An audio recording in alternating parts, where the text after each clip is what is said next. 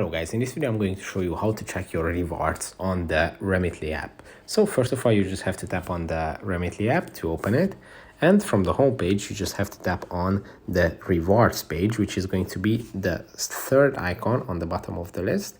And here you can review all your rewards. On first transfer, when you sign up for this app, you always going to get a fee-free transfer. And you can also review here your successful referrals.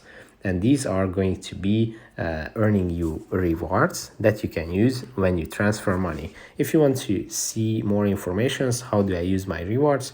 If you tap on this, you can read some infos. Your rewards will apply to your next transfer automatically.